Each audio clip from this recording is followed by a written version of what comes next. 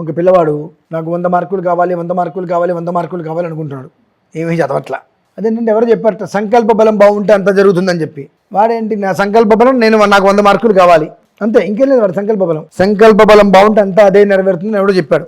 కోరుకున్నాడు, పరీక్ష రాశాడు, 0 వచ్చింది. అదేంటండి పంతులు గారు, మా అబ్బాయి 100 మార్కులు రావాలని చెప్పి చాలా సంకల్పంతో ఉన్నాడు, రోజు అదే కోరిక, ఏం చదివాడమ్మా, ఏం చదవలేదండి, మరి ఎట్లా వచ్చింది, సంకల్పం అండి అన్నారు. ఇంకొక పిల్లవాడు కూడా సంకల్పం పెట్టాడు, నాకు 100 మార్కులు కావాలని చెప్పి 24 గంటలు చదివాడమ్మా, వాడికి 0 వచ్చింది. ఎందుకని? అదేంటండి పంతులు గారు, వీడైతే చదవలేదు, వీడు చదివాడు, అయినా వీడికి ఎందుకు మార్కులు రాలా? మా వాడు చదివింది వేరు, ఎగ్జామ్కి వచ్చింది వేరు.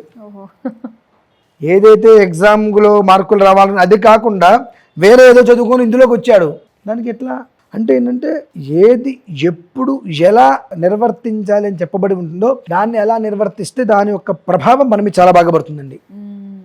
అంతేగాని నాకు సంకల్పం ఉంది, నాకు బలం ఉంది అంటే ఎట్లా అవుతుంది? మానవ ప్రయత్నం ఉండాల్సిందే. ఆ ప్రయత్నం సరి అయింది ఉండాలి, ఆ ప్రయత్నం కూడా సరి అయింది ఉండాలి. సరియగు ప్రయత్నం లేకపోతే ఏదో చదివి దేనికో వెళ్ళాడు, మరో 2 ఉన్నారు, ఉద్యోగానికి వెళ్ళాడు, నాకు నెలకి ₹1,00,000 ప్యాకేజీ కావాలన్నాడు, అంటే సంవత్సరానికి 12 లక్షల ప్యాకేజీ కావాలన్నాడు. వెళ్ళాడు, 100 ఇంటర్వ్యూలు తిరిగాడు, వాడు చివరికి వాచ్మెన్ పోస్ట్ వచ్చింది. అదేంటంటే నా పిల్లవాడు 100 ఇంటర్వ్యూలు తిరిగాడండి. నీ పిల్లవాడు తప్పిందే 10th తప్పాడు, నాకు ₹1,00,000 ప్యాకేజీ కావాలి, నెలకి సంవత్సరానికి 12 లక్షల ప్యాకేజీ కావాలని చెప్పి 10 సంవత్సరాల జీవితం జరగొట్టుకున్నాడు. ఈ 10 సంవత్సరాలు చిన్న పెద్ద ఉద్యోగం సంపాదించుకుంటే ఒక నిలబడేవాడు, చివరికి ఏమి తోచకి ఇప్పుడు వాచ్మెన్గా వచ్చాడు. అంటే ఏంటంటే మనం చేసేటువంటిది కూడా ఏ సమయానికి ఏది చెయ్యాలి, ఏదో ఒకటి చేసేసాం కదంటే అవ్వదు.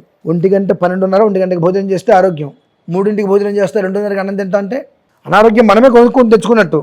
ఏది ఎప్పుడు ఏ సమయంలో ఏ కాలంలో అనుసరించాలో దాన్ని ఆ సమయంలో అనుసరించినట్లయితే ఖచ్చితమైనటువంటి ఫలితాన్ని మనం పొందుతాం. దీనికి అన్నింటికి కూడా మూలం ఈశ్వరుడు. సరియోగ సమయంలో ఆయన్ని పట్టుకుంటే చంద్రశేఖరాష్టకంలో చంద్రశేఖరమాశ్రయే మమ కిం కరిష్యతి వయ్యమహ అన్నాడు. మార్కండేయుల వారికి 16 సంవత్సరాలే పూర్ణాయుర్దాయం. ఆయన పుట్టిన దగ్గర నుంచి ఆయనకు ఊహ తెలిసిన దగ్గర నుంచి ఈశ్వరారాధన చేస్తూనే ఉన్నాడు. యమధర్మరాజు వచ్చారు, నీ ఆయుష్ అయిపోయిందని చెప్పి ఈశ్వరుని గట్టిగా పట్టుకొని నేను ఈశ్వరుని ఆశ్రయించాను, నువ్వేం చేస్తావు చేసుకోపో అన్నాడు. అంటే ఆ ఈశ్వరుని మనం అట్లా పట్టుకోవడం వల్ల యమధర్మరాజుని కూడా నేను స్థాపనం చేసుకోమని చెప్పి మనం ఆయన్ని ఎదిరించేటువంటి ధైర్యము మనకు భగవంతుడు ఇస్తాడమ్మా. ఆ కావాలంటే ఈశ్వరారాధన మనం అనుక్షణం తపిస్తూ ఉండాలి. ఆ ఈశ్వరారాధనే మనిషి సంకల్పానికి సరియగు మందు, వైద్యం, దారి, మార్గం, గమ్యం.